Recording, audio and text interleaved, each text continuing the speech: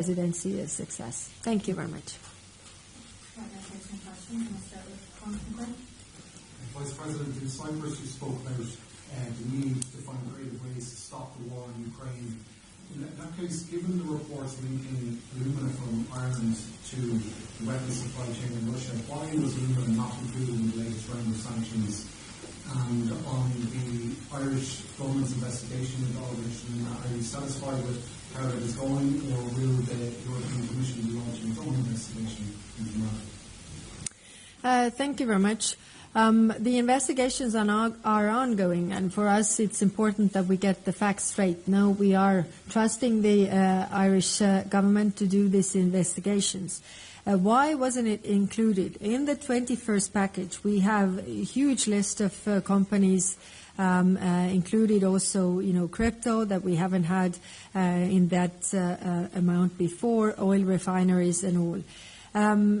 It is always a question, what more can we do? And I think this case shows that we should also look into this, that the material that Russia needs to continue with its war, whether it's different types of metals, whether it's the oil refinery products that they need. We need to look and we have to be creative in coming up with the next sanctions, because our aim is that this war will end, and it will also end if the aggressor runs out of either money or material to continue. Estonia has been pushing for alumina to be included in the sanctions package. Is it possible it could be in the 22nd round of sanctions? Yes, there are member states who have been pushing, but eventually it is all the member states that need to agree, and so far it hasn't been in the sanctions, yes.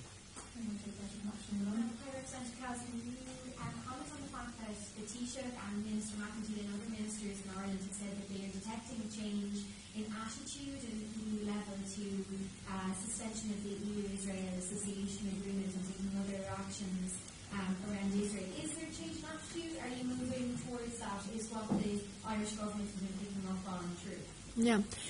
Well, there is certainly a change of attitude. The question is whether it's enough, because we need, for the sanctions, for example, we need all the countries to agree. We don't have that. When it comes to the trade issues, we need qualified majority. And as you know, it's a very complicated way of calculating it, but we don't have that either at the moment. So clearly there are countries who are moving, and we see also public opinion that is increasingly critical in member states that haven't been so critical before. So as we are all democracies, governments also depend on their public opinion. So yes, clearly we see shifts, but the question is whether it's enough to move forward. And Mr. McEntee, can you just comment, I suppose you're under pressure at home to enact the Occupied Territories Bill and whatever form that takes in the end stage. Are you frustrated with the lack of movement from your EU counterparts to move forward at EU level, which you as the government has said would have way more of an impact? Well, look, I'll introduce the second stage of the legislation tomorrow, and I look forward to working closely with all parties and all colleagues across all sides of the House to progress this as soon as possible. I'm doing this in tandem with a number of other EU member states, notably our colleagues in the Netherlands and Belgium. Our colleagues in Norway are moving also, and obviously Spain has moved to introduce legislation.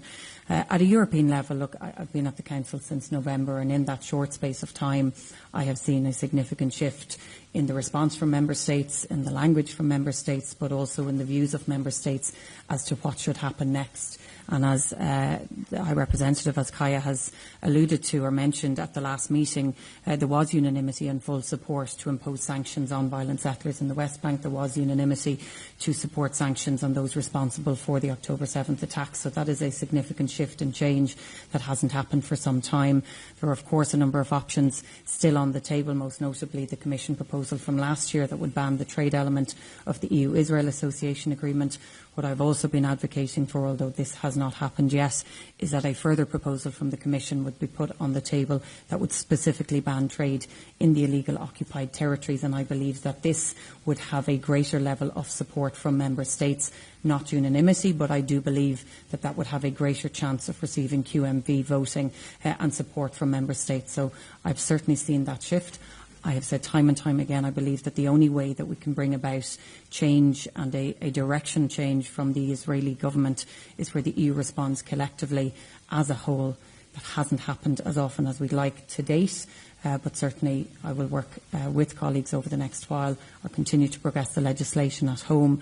And in the meantime, obviously, our wish and our objective is that there is a peaceful solution found, not just between Israel and Palestine, but what's happening now in Lebanon and also what's happening in the wider conflict with Iran also.